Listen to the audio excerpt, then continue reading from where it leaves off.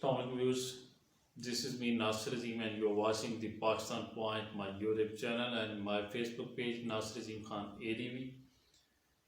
गुज़िश्ता 7 दिनों में जो पाकिस्तान की सिचुएशन रही और पाकिस्तान की हर शहर की सिचुएशन रही उस पर मैं डिस्कस करूँगा और आज आपको वो तजिया दूंगा, वो बात करूँगा जो सच पर मबनी है और उस बात की हिमायत भी करूँगा जो वाकई में हकीकत है और उसकी हिमायत करना हर मुसलमान पर फ़र्ज़ है। सबसे पहले मैं अपने व्यूअर्स को ये बताता चलूँ कि आज से ठीक 2.5 साल पहले फैज़ाबाद में एक धरना हुआ जो 2017 में हुआ और उस वक्त मुस्लिम लीग नून की गवर्नमेंट थी और मुस्लिम लीग नून की गवर्नमेंट फैज़ाबाद में TLP का धरना प्रॉपर हुआ और काफ़ी दिन जारी रहा। उसके बाद PTI हुकूमत जो पिछली बार धरना हुआ वो 5 महीने पहले व्यूअर्स हुआ और 5 महीने पहले उस वक्त के वज़ीर दाखिला और वज़ीर मजहबी अमूर ने एक मायदा किया जो कि अल्लामा रिजवी साहब जो कि साद साहब के वालिद हैं खादिम हुसैन रिजवी साहब के साथ किया।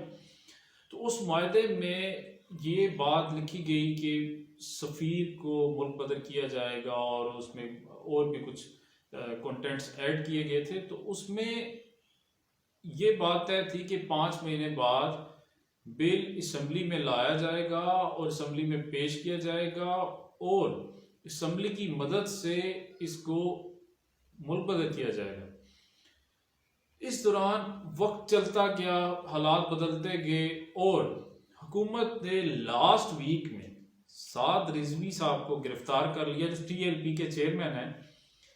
न जाने कि इकदाम क्यों उठाया गया, इसके पीछे क्या कायक थे, ये तो अंदाज़ा प्रॉपर नहीं हो सका कि हिकमत अमली क्या थी हुकूमत की और ऐसा करने में उनको क्या फ़ायदा था।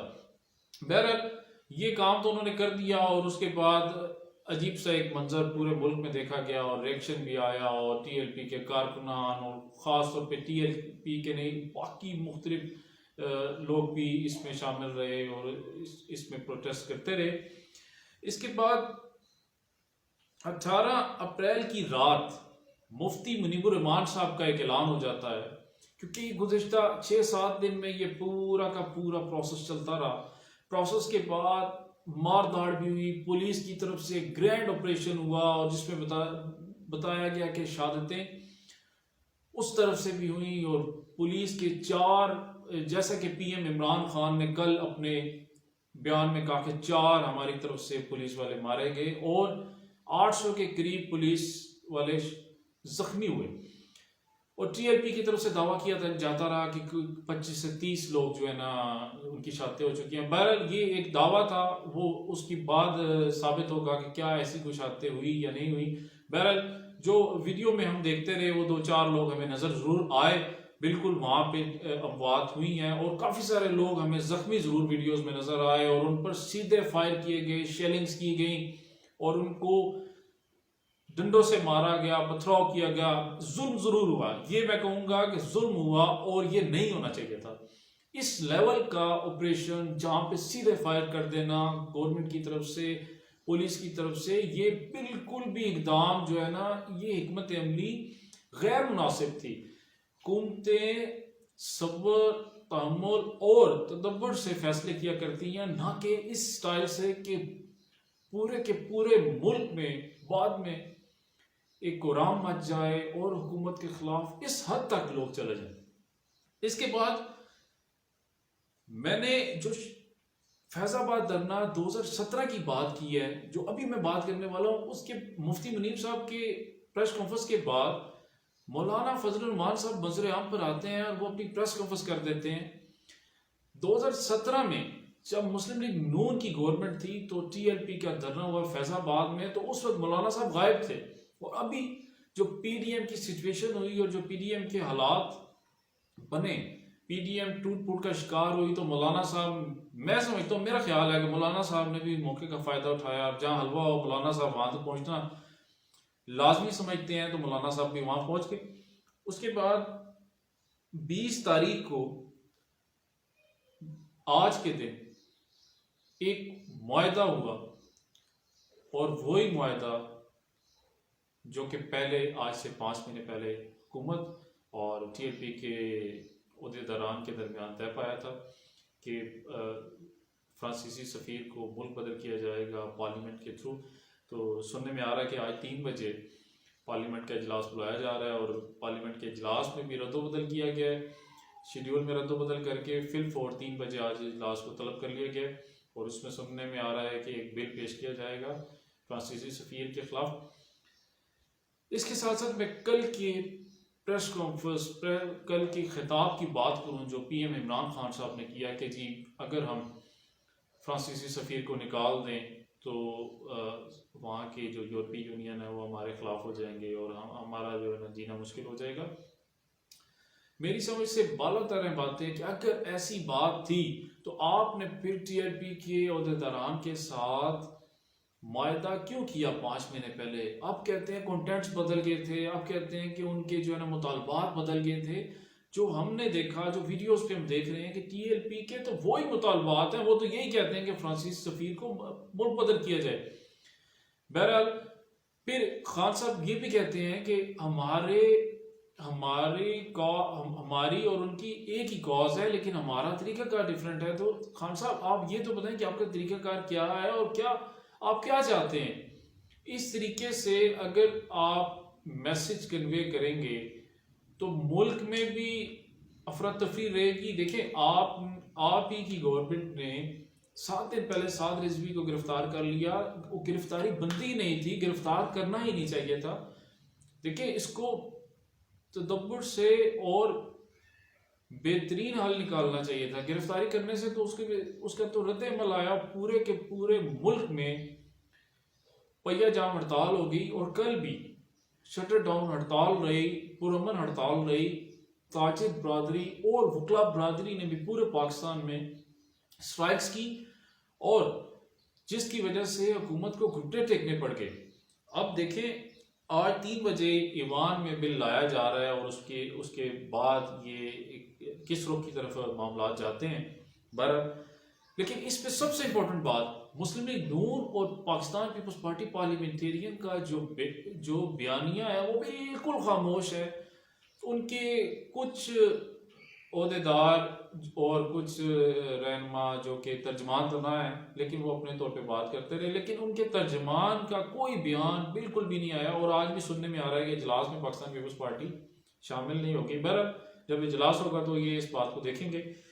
इसके साथ साथ सबसे इम्पोर्टेंट बात कि MPA एजाज खान जाजी जो इनका ताल्लुक रावलपिंडी से, और नज़ीर अहमद चौहान जिनका ताल्लुक लाहौर से है, उन्होंने पाकिस्तान तहरीक इंसाफ के खिलाफ बगावत का ऐलान कर दिया था और कहा कि अगर आप TLP के मुतालबात ना माने, और ख़ास तौर पर नज़ीर अहमद चौहान साहब ने कहा कि अगर आपने TLP के मुतालबात ना माने तो हम पार्टी से अलहदगी का ऐलान कर देंगे, और उनको जो कलअदम करार दिया गया है उस पर भी पाबंदियां हटाई जाएं।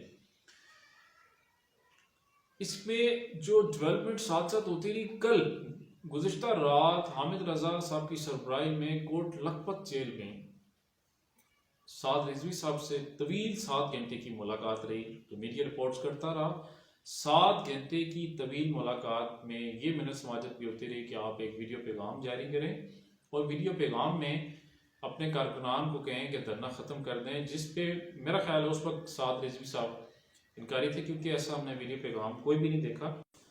अच्छा व्यूअर्स, इस पे सबसे इम्पोर्टेंट बात, मैं मीडिया के किरदार की भी बात करूँगा। मीडिया बिल्कुल इस 7 दिनों में खामोश रहा, और गुज़िश्ता रात से गुज़िश्ता शाम से उन्होंने बात करना शुरू कर दी, और वो अब थोड़े से तजिए भी कर रहे हैं, और अब TLP का नाम भी लेना शुरू हो गए, और अब उसको साथ कलदम भी कहते हैं, साथ ये भी ब्रेकिंग बताते हैं कि देखें अब मुआहदा तय पा रहा है, और उस पर तजिए भी करते हैं। तो मैं समझता हूँ कि हमारी जो साफ़ी बरादरी है और जो साफ़ी तंजीमें हैं, उनको खुल के इस पे बात करनी चाहिए थी, अपने YouTube चैनल्स के ज़रिए, अपने Facebook पेजेस के ज़रिए। अगर कुछ हमारे दोस्त माशाल्लाह बढ़ चढ़ कर इसमें साथ देते रहे और पाकिस्तान के हक़ की बात करते रहे, और इस कॉज के साथ, क्योंकि बैसियत मुसलमान हम इस कॉज के लिए अपनी जान माल अपना सब कुछ कुर्बान कर सकते हैं, तो वो सब माशाल्लाह सब आवाज़ उठाते रहे, लेकिन हमारे चैनल्स खामोश रहे, जिस पे जो हमें हमेशा दुख रहेगा कि चैनल्स ने बात नहीं की और वो ये कहते रहे कि हम पे पाबंदियाँ हैं और कैमरा ने हम पे पाबंदियाँ आयद कर रखी हैं। बहरहाल जो इस पे सबसे इम्पोर्टेंट बात आखिर में मैं वो बात करूँगा कि हुकूमत ने इसमें क्या खोया क्या पाया।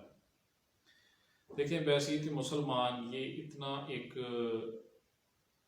इम्पोर्टेंट है हमारे लिए, हमारा ईमान का हिस्सा है कि तहफ़्फ़ुज़ नामूस रिसालत पर हमें हमेशा अपनी जान माल कुर्बान करने के लिए बैसीत मुसलमान हम खड़े हैं और ये हमारे ईमान का हिस्सा है। इस पे जहाँ तक बात हुकूमत की है तो हुकूमत ने, मैं समझता हूँ, इस पर सब कुछ गवा दिया। और अगर आपने मुतालबात मानना ही थे तो फिर आपने इतना तशद्दुद क्यों किया और इस हद तक इतने हार्श क्यों हुए, आपने पुलिस को इतना अग्रेसिव क्यों किया, पुलिस को भी आपने पार्टी बना दिया। बहरहाल ये तो अब वक्त ही साबित करेगा कि हुकूमत के 2023 में क्या हालात होंगे। और जैसे मुस्लिम लीग नून ने एक मामलात इनके ही एक कह लें कि दोस्त के साथ किया तो आज वो भुगत रहे हैं। इस तरह पीटीआई ने भी जो हरकत और सकनात कर दी हैं, तो मैं समझता हूँ, मेरा ख्याल है 2023 पे आवाम वोट के ज़रिए ही बात करते हैं और वो फैसला आ जाएगा। हुकूमत ने, मैं समझता हूँ कि सब कुछ गवा दिया है। ये राइट टाइम था, ये अच्छा मौका था कि वो इस कॉज को खुद लीड करते। खान साहब तो कहते हैं कि मैं इस कॉज के लिए खड़ा हूँ लेकिन मेरा तरीक़ाकार डिफरेंट है।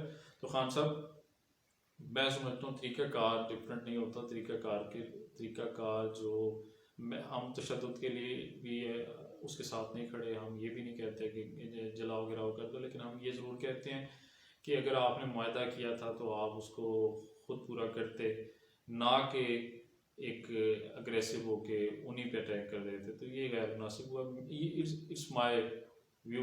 बहरहाल इंशाल्लाह ताला अगली अपडेट्स पे और अगले जितने भी बीट्स हैं उस पर बात करूँगा।